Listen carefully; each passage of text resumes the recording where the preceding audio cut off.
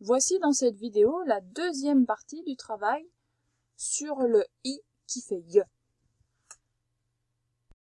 Commençons par lire ces mots. Je te demande d'abord de les lire tout seul, et pour ça, mets en pause. Nous revoici donc devant ces mots, et je vais te les lire, relis-les avec moi. La méfiance. La méfiance, c'est quand on se méfie de quelqu'un, autrement dit, c'est le contraire de confiance. Quand tu fais confiance à quelqu'un, c'est que tu peux lui confier des choses. Et la méfiance, c'est au contraire quand tu peux pas lui confier des choses parce qu'il va les répéter, parce que... Le deuxième mot, un scorpion, la petite bête qui vit sur les plages. Un Canadien, qui est l'habitant du Canada.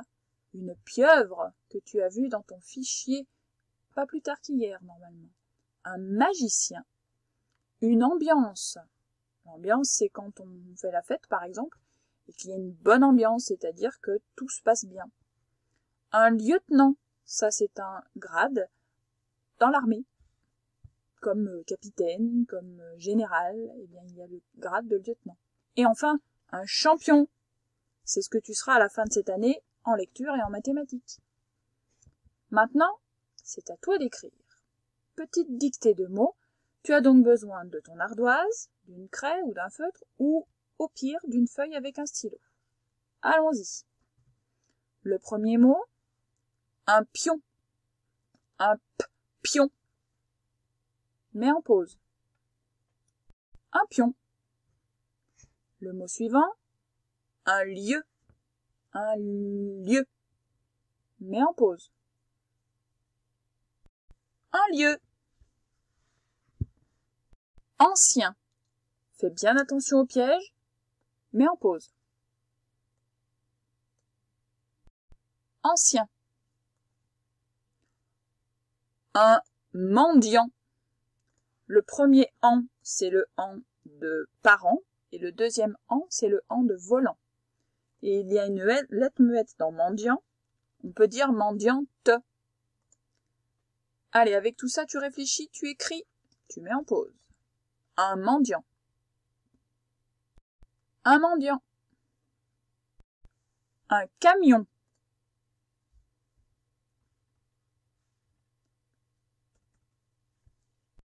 Un camion.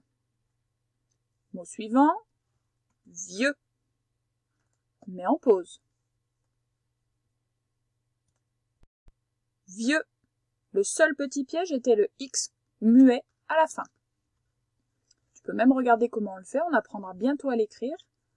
Mais il est déjà écrit ici. Le dernier mot de la dictée, un lien. Un lien, c'est quand tu attaches deux choses en même temps. Deux choses ensemble, pardon. Allez, un lien, mets en pause. Un lien.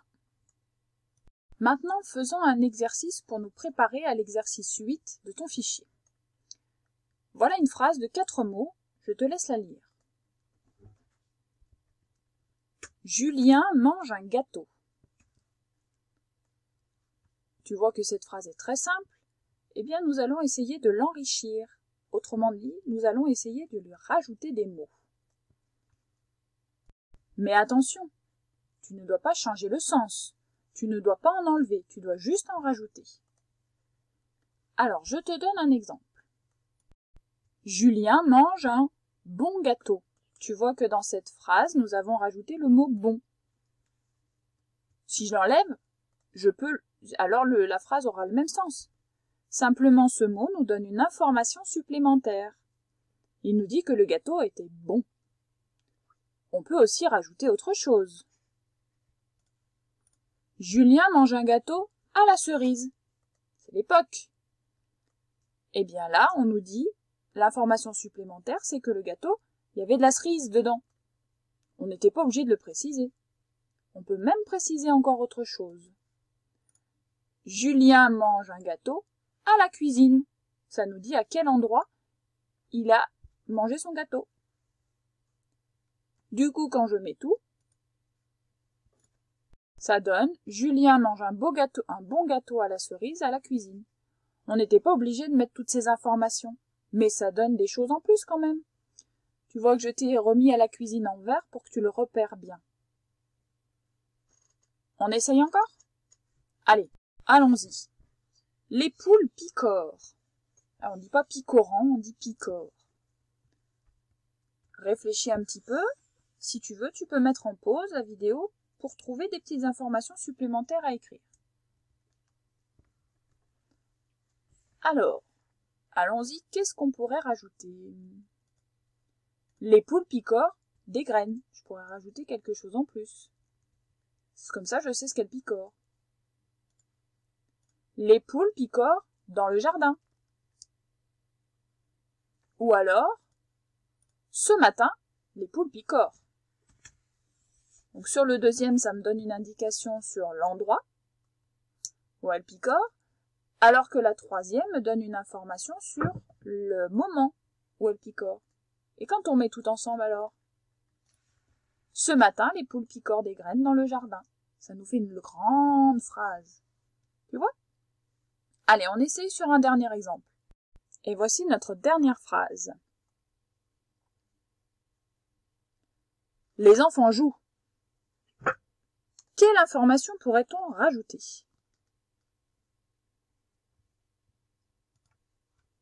Bien, on pourrait rajouter qu'ils jouent avec le chien. On pourrait ajouter qu'ils jouent au ballon.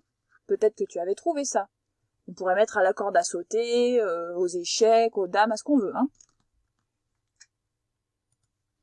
On pourrait rajouter une information sur l'endroit où ils jouent.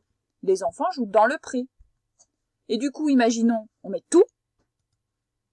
Pardon, il y a une information d'abord sur le moment. En ce moment, les enfants jouent. Et donc, si je m'amuse maintenant à tout mettre dans la même phrase, regarde comme elle est longue.